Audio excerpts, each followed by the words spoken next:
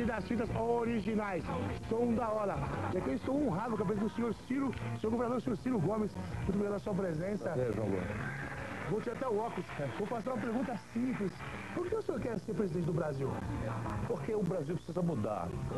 Nós estamos com as coisas muito mal encaminhadas no Brasil. Você fala muito para os jovens, e meus filhos são seus fãs, pediram para eu dizer isso aqui. E você sabe que a coisa não está bem.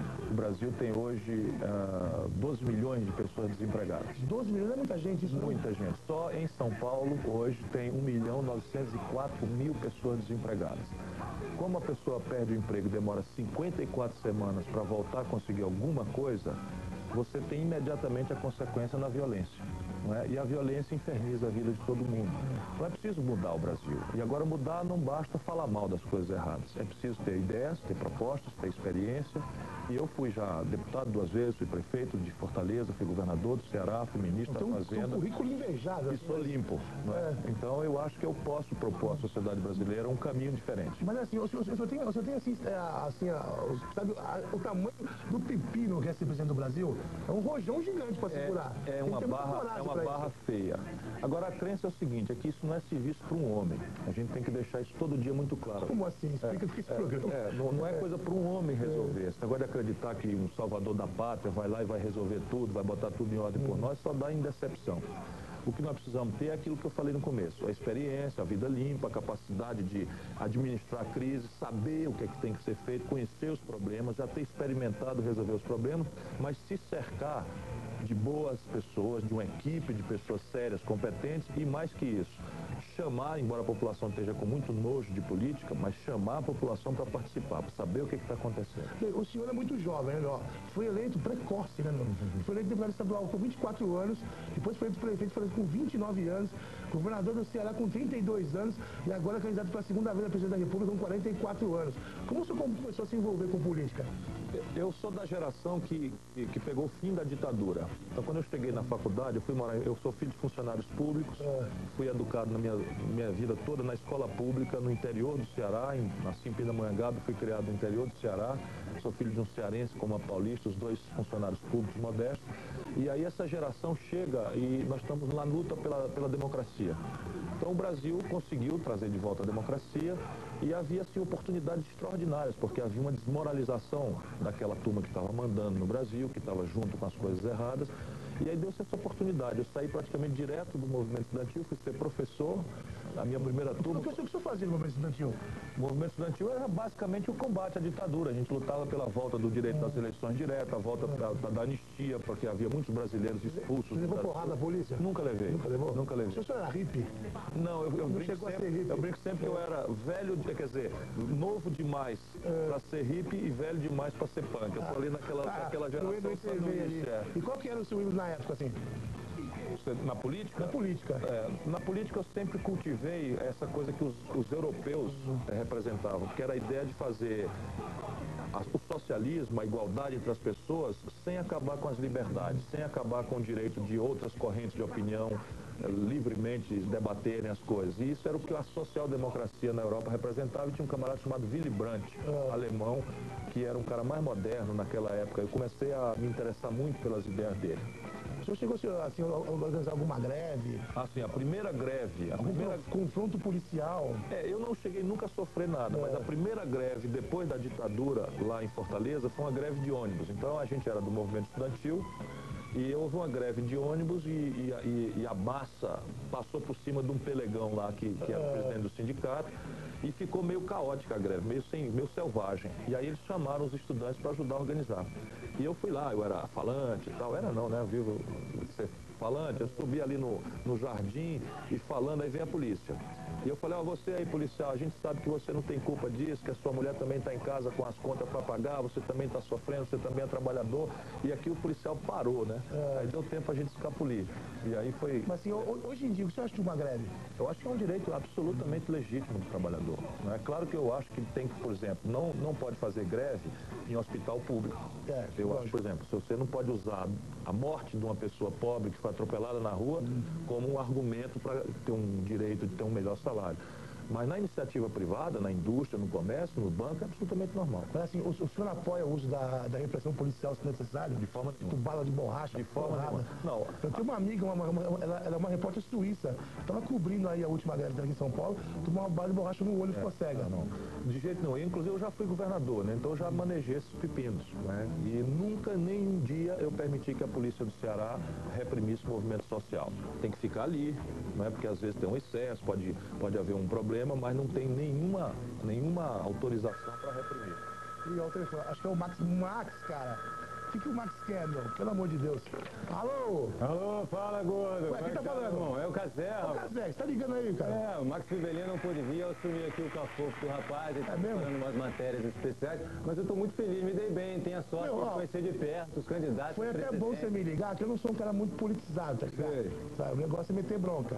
Então você vai me ajudar aqui, meu. É, mas eu tô feliz de estar aqui, ô gordo. Vou tentar te ajudar também. Como é que vai, governador? Tudo bom? Alô, Cazé. Como é que vai? Tudo bom? Tudo bem, prazer em te ver. Prazer é Pode te meu, ouvir, né? Ouvir. Então, governador, bom, estou chamando o senhor de governador, porque o senhor já foi governador do Ceará, que o senhor mesmo falou. No entanto, o senhor deixou o seu governo antes do final do mandato para fazer parte do ministério do ex-presidente Itamar Franco, ali na fase final, 5 meses finais do governo, na fase inicial de implementação do Plano Real. Como é que o senhor está vendo aí a nossa moeda, a coisa da estabilidade? O senhor acha que existe um risco da gente se transformar numa nova Argentina ou não? O risco existe, porque, infelizmente, o Plano Real era uma coisa muito boa, mas muito precária. Era muito sério, mas precisava de fazer outras coisas que estavam pensadas naquela época para que ele pudesse se sustentar e não significar o fim da inflação, também o fim do emprego, o fim da produção, o arroz salarial e o desmantelo do Brasil. Prerrogativas que tinham que ter Estava tudo pensado, exatamente. Não chegaram a ser realizadas, aí não. Aí o que aconteceu? Deu certo a primeira fase, derrubamos a inflação espetacularmente, o país começou a experimentar a maravilha dos preços estáveis e essa gente que se elegeu aproveitando o real acabou sentando em cima, né, da popularidade fácil, jogou de lado o que tinha que ser feito e passaram a brincar de reeleição. O resultado hoje é que o Brasil explodiu as suas dívidas, não tem energia, o arroz salarial só esse último ano, Cazé, mas escolheu... se tiver desculpe me interromper, mas você acha que existe um risco da gente se transformar numa nova Argentina, já que essas fases têm que ter sido realizadas e não foram realizadas? Tem sim. Se você continuar do jeito que está, não tem dúvida que o Brasil vai sofrer problemas muito sérios. Não é igual a Argentina, porque o país não é igual ao outro. Mas a dívida pública explodiu. A condição de crescer a economia parou. 1.700.000 jovens por ano chegam ao mercado de trabalho procurando o primeiro emprego, porta no nariz e o maior desemprego da história. Então você tem tudo aí de semente de uma crise séria se a gente não mudar o caminho. Tá legal, muito obrigado, governador. Obrigado, Cazé. Senhor governador, hoje até alunos da USP, cara. Me chama de Ciro. Me chama de Ciro. Pode chamar de Ciro? Saiu o papel, né? Senhor Ciro, assim, alunos da USP, considerada uma das melhores universidades do país, estão em greve protestando contra a lotação em salas de aula. Ou seja, os caras estudam, chega ali, modo difícil entrar na faculdade. Quando entra, tem que estar no chão. O que o senhor faria para melhorar isso? Melhorar a educação do Brasil? O Brasil tem, de cada 100 estudantes em idade de universidade, o Brasil tem 4,5, como se pudesse dividir metade nas pessoas, né? Vamos dizer, 5 tem vaga nas universidades públicas federais. Isso é um cretinice, porque no mundo por aí afora é 80 de cada 100, 70 de cada 100 que tem estrutura de formação profissional. E isso hoje é fundamental, quer dizer, você hoje não tendo o primeiro grau, você esquece emprego. E se você tiver só o primeiro grau, você vai ter um empreguinho com a merreca, com um salário mínimo que é de R$200. Você só pode ter bons empregos, operar tecnologia, mexer em computador, se você crescer a escola. Portanto, uma das mais importantes linhas que nós temos que fazer no Brasil é uma educação pública de qualidade. E isso exige uma prioridade de investimento. Agora eu vou te dar um número. O Brasil, o ano passado, gastou 12 bilhões de reais com educação, o país inteiro, e gastou 90 bilhões de reais com juro para banqueiro. É absurdo. É isso aí. É absurdo. Agora, por falar em educação, o senhor sempre estudou em colégio público, A vida toda.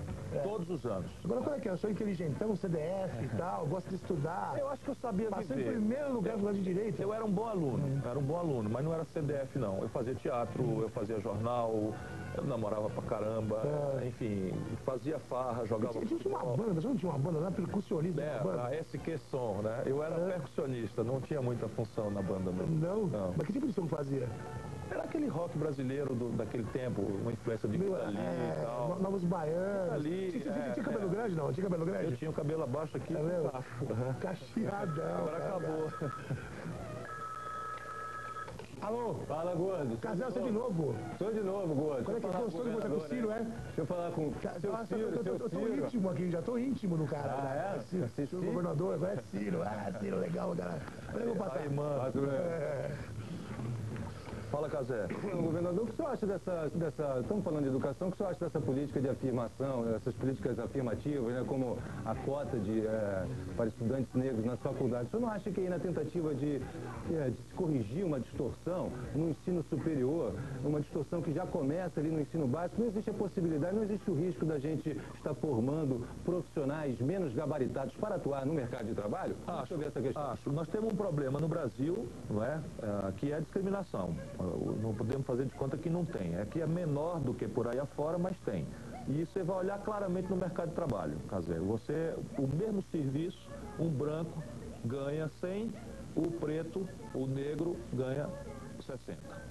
Assim como as mulheres ganham 80 para o mesmo serviço que o homem ganha 100. É um absurdo isso, né? E a discriminação tem. Então a gente tem que prestar atenção nisso e fazer. Mas aí não começa. é a favor dessas cotas Não, nas não universidades? estou a favor, porque isso é uma ideia americana, que inclusive lá não está funcionando legal. Né? Mas lá deu certo, não foi, seu Ciro? Lá não deu certo. Eles implementaram, a coisa melhorou, eles começaram a fazer Não está dando certo lá. o uso disso, Porque, veja, que não precisa mais. Claro, o que nós temos no Brasil é problema de pobreza. O que nós temos que ter é políticas públicas massivas de enfrentar a pobreza. Por exemplo, a educação pública de verdade, que um professor tem um bom salário, por dentro a gente possa exigir dele frequência, uma boa aula, e aí sim, destacou-se um negro, destacou-se um nordestino, destacou-se uma mulher, destacou-se um branco, você tem que ter o sistema, tem que ter capacidade de recolher esses melhores e apoiar. Isso vale para o esporte, vale para o trabalho, vale para o ensino, para a ciência e tecnologia, vale para tudo. Eu acho que o melhor caminho é esse. Obrigado. Obrigado, Scarlett. Eu continuo vendo que é mó pipi, não, pode desligar. Desligou. Assim, ó, segundo dados de uma pesquisa feita pela MTV, o dossiê Universo Jovem, você tá ligado que a MTV, assim, é uma emissora que está virada para o jovem, Já vim aqui A maior preocupação dos jovens é o desemprego. Todo ano muitos jovens lutam para conseguir entrar no mercado de trabalho. Muita gente não consegue. O que o senhor faria para aumentar o número de vagas de emprego para jovens? O Brasil tem um problema. 1.700.000 jovens, todo ano, chegam no mercado de trabalho. A economia está parada. E aí tem uma série de coisas que talvez seja sacal falar aqui, mas juro alto, o sistema tributário errado, o sistema previdenciário errado, uma série de razões que todas têm conserto, embora dê trabalho, não é coisa para você dizer, vamos fazer um milagre e dar tudo certo do dia para a noite. Não, tudo tem jeito. E eu até estou pedindo para as pessoas permissão para divulgar um site. Para não ficar falando coisa técnica aqui, é ciro23.com.br. Então nesse site está tudo escrito lá, para quem quiser conhecer como é que funciona a mudança que eu estou propondo. Mas o que nós precisamos fazer? O país tem que voltar a crescer. Se o país crescer 5% ao ano, hoje está crescendo nada. Se crescer 5% ao ano, você cria mais ou menos 2 milhões de empregos. E aí você pode dizer para o jovem como é que ele vai ter a oportunidade de trabalhar. Mas não basta. Por quê?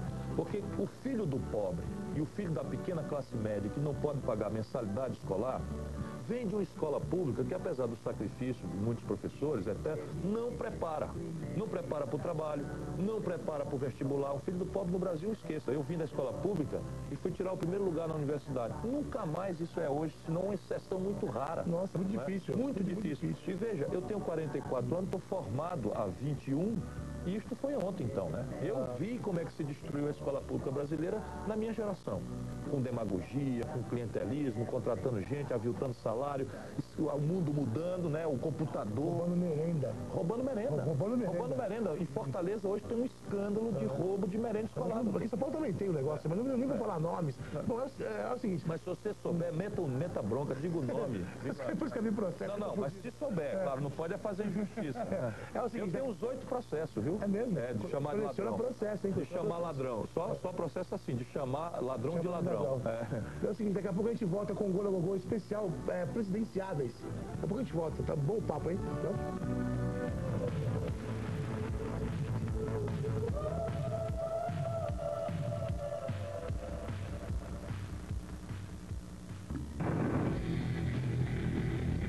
Olha lá. Seu Ciro, quando você chega em casa... som é legal. Gosta, né? É legal. Quando você chega em casa pra relaxar, o que você escuta?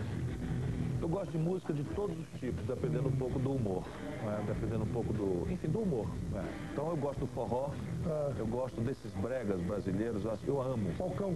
Mas amo. O Falcão é gênio. O Falcão é gênio. Eu sei que a burguesia fede, mas tem dinheiro para comprar perfume. É muito bom. Você foi no site do Falcão já? Já. É demais. Eu sou amigo pessoal dele. É mesmo? E outra coisa, eu tá falando em Led Zeppelin, Pink Floyd, mas eu ouvia rock, né? Mas todos esses, tudo, não é? Queen. Quando saíram, era mais ou menos como o rock que vocês agora colocam. E aí as gerações como a minha, que vai ficando velho, começam a se assustar. Mas o rock vai e volta, viu? Volta sempre com uma nova roupagem, uma nova história. Assim, as pessoas saíram do governo em novembro de 94, né? Isso. Dezembro. Desde lá nunca mais teve cargos públicos. O que o senhor fez então? Eu fui para a universidade nos Estados Unidos, fui convidado para estudar mais. Me estudar mais. Como uma coisa, estudar tanto? Precisa entender as coisas. Se você está querendo resolver o abacaxi, que não é pequeno, pepino para resolver, você não pode ficar comendo pela mão dos outros. Você tem que um pouco, pelo menos, saber o que está acontecendo.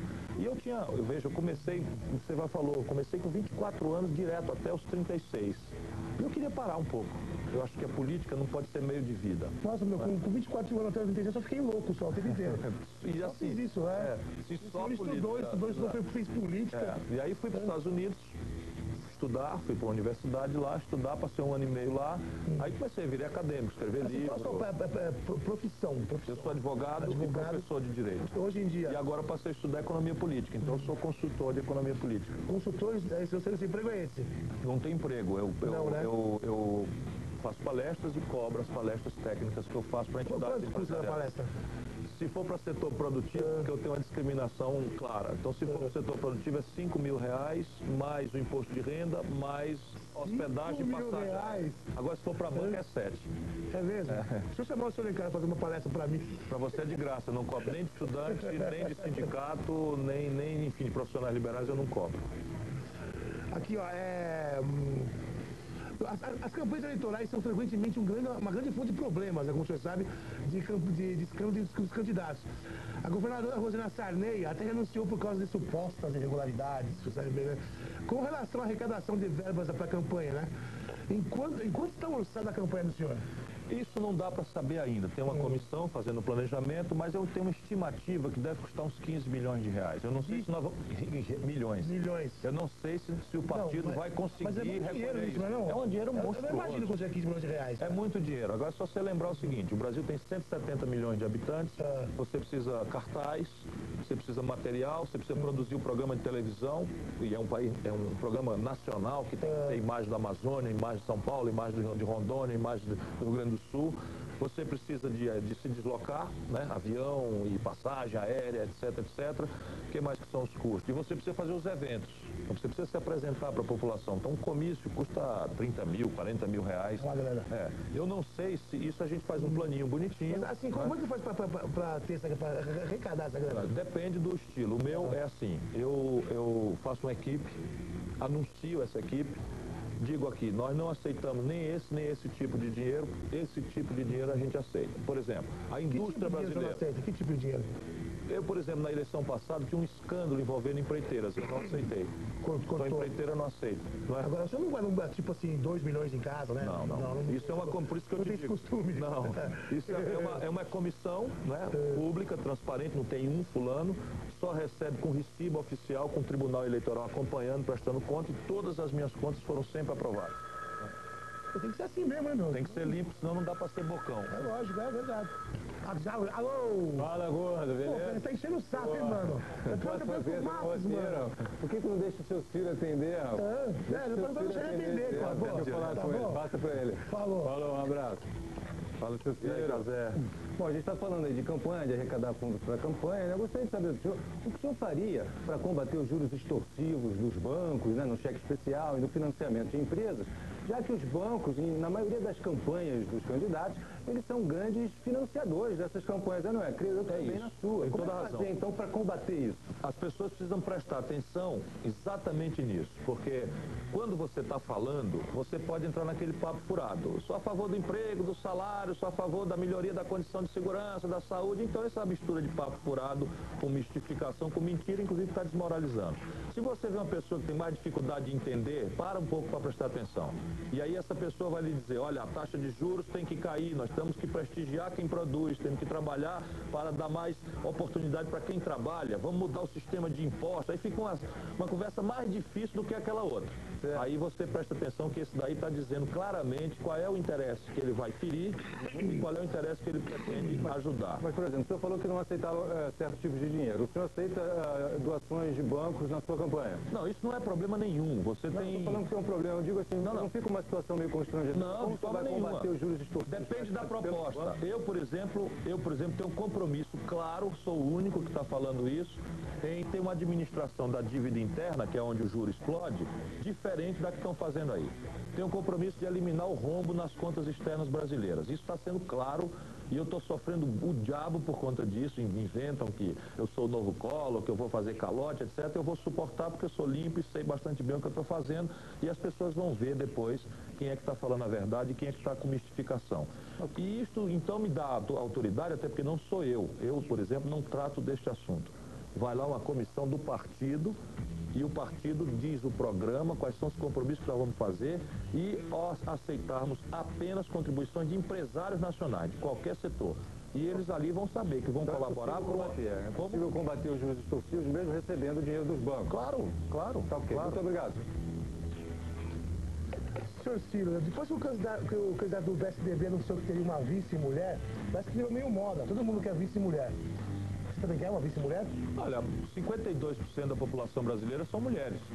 E eu não acho, francamente, que você tem um segundo lugar para dar, para enfeitar a chapa às vezes, para não ter prestígio nenhum, seja de fato respeitar a mulher. Mas como uma vice-mulher ajuda a arrecadar mais votos? Não, isso é bobagem. Bobagem. Não sei se o senhor concorda comigo, mas o povão mesmo, na minha opinião, não sabe votar.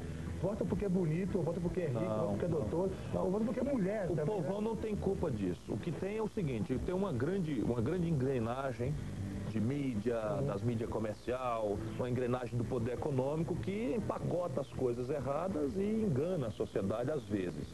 Mas o povo brasileiro cada vez mais está descobrindo o caminho de fazer, vamos dizer, de se vacinar contra isso. Hoje ninguém mais se apaixona pela política, as pessoas acham ruim, eu acho bom.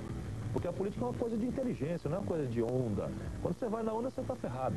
Você tem que fazer com a cabeça, saber quem é, porque na véspera da eleição todo mundo é bonzinho, todo mundo tem boa promessa, todo mundo. E olha o passado. E aí, no meu caso, eu sou o único caso na administração pública brasileira de governador e prefeito em que a metade dos secretários eram mulheres. Por exemplo, o senhor José Serra, que é o candidato do governo, o atual governo não tem nenhuma mulher ministra. Agora, por falar em mulher, o senhor namorado é a Patrícia Pilar, né? Que é uma atriz maravilhosa, uma das mais bonitas da TV. Eu também acho. Chaveco, o senhor chegou no chaveco bom, né? Não é chaveco não, foi paixão mesmo. Mas assim, ela já teve esse problema de câncer, que a minha mãe teve esse problema, a minha namorada também teve também, e é câncer no seio, né? Isso. Como o senhor fez para Foi um terror, viu, João? Foi um terror. No primeiro momento foi um terror tremendo. E é importante a gente aproveitar... Eu fiquei muito preocupado também com a minha mãe, com a minha namorada também, terrível. Elas superaram. Superaram, né? O terror é porque ela é uma pessoa esclarecida, uma pessoa que tem recursos, que pode ir num bom médico, num bom hospital. E ela fez a tal mamografia e o diabo do exame não deu nada. Não detectou, não achou. Então a sorte, veja bem, é que ela tinha uma informação a mais que foi no toque, no autoexame que as mulheres têm que fazer, jovens têm que fazer. Elas não sabem, as mais pobres desinformadas não sabem. Tem que ajudar as pessoas a entender isso. Se sabe, tem vergonha, eu acho. Foi isso que salvou a vida. Então não tem que ter vergonha. Ela apalpou o seio na hora do banho, faz ali, achou o nódulo. Aí foi lá no médico na hora certa, graças a Deus. Na hora certa, né? Tirou. Fez a quimioterapia, caiu os cabelos, continuou linda. Continuou linda. E agora o cabelinho já está voltando. Já está voltando. Agora sim, ela vai participar da campanha com o senhor, lógico. Ela é minha parceira, né? Vai estar comigo aí. Eu não vou deixar manipularem, porque isso é uma relação pessoal. Eu não vou deixar ninguém usar, eu não quero que ninguém vote em mim por causa dela. Claro que ela tem todo o mérito, todo o respeito, assim, as pessoas, ela é minha mulher, não é? É minha parceira, vai estar comigo onde eu estiver, na vitória, na derrota, mas eu não vou deixar ninguém manipular. Você acha que o povo não vai querer votar no senhor só porque o senhor é marido dela, tão bonita? Eu acho, quer dizer, eu acertei com ela a minha vida, não é? Então ninguém mais do que eu admira e respeito. Mas eu acho que votar para presidente é uma coisa muito séria. tudo bem, pode ser, olha, eu vou conhecer um pouco mais, pode ser, por exemplo, um cara que tem uma parceira assim, que eu gosto, admiro, quem é esse cara? Será que foi só, né, como você falou, chaveco. Ou será que tem coisas mais sérias? De onde ele vem? Quais são as ideias? Quais são as propostas? Ele responde à exigência de um bom governo que seja sério, trabalhador, que tenha compromisso com o povo, não de chaveco, mas compromisso de trabalhar mesmo, se preocupar com a família, com o emprego, com a moradia, com a segurança das pessoas, com a aposentadoria. Caramba, nós temos 13 milhões de pessoas aposentadas no Brasil. 13 milhões aposentados? Com R$200 de aposentadoria. Vamos falar um pouco sobre gravidez na adolescência. É um problema sério no Brasil. Tem dados aí que... Vamos do último censo, que a gravidez da adolescência aumentou muito. No seu plano de governo, o senhor tem algum plano na área de saúde para a sexualidade dos adolescentes? Toda a orientação do nosso projeto de saúde, um pouco que eu já fiz no Ceará, desculpa eu ficar falando assim, é para as pessoas terem um lugar de pesquisar, senão fica só a conversa. É a prioridade materno-infantil. Se você focar, der prioridade para as políticas de saúde, na questão da mulher e da infância, da criança, a partir inclusive do pré-natal, do acompanhamento, enfim, nós ganhamos o Prêmio Mundial de Combate à Mortalidade Infantil. A única vez que a Unicef deu esse prêmio para uma instituição da América Latina, o povo e o governo do Ceará ganharam, e eu fui receber esse prêmio lá nos Estados Unidos, na ONU, no plenário das Nações Unidas. Funciona e não custa muito dinheiro, porque o Ceará não tinha muito dinheiro para fazer isso. Então o foco é aí, e você tem, boa parte dessas ações são de educação sanitária. E ajudar a contracepção, usar a camisinha, orientar as pessoas para isso, a higiene. Na escola seria importante, fundamental, não tem que ter medo de falar disso. Anticoncepcional, com meus filhos, eles desde garoto, perguntou, eu respondo. São três, são três filhos. A Lívia, o Ciro e o Yuri, né, que estão te assistindo aqui, são teus fãs, como eu já te falei. E bastou crescer um pouquinho, perguntou, eu falo, não tem conversa. Mas eu não vou lá, vem cá, deixa eu te ensinar aqui umas coisas, eu nunca fiz também. Mas assim, perguntou, não tem conversa de cimentinha, de cegonha, eu vou lá e conto exatamente como foi. Assim, a mãe deles, uma pessoa extraordinária, também é uma pessoa muito arejada e nós não temos problema, né? Minha filha tem 18 anos, a vida dela é dela, eu apenas digo, olha a camisinha. Lógico.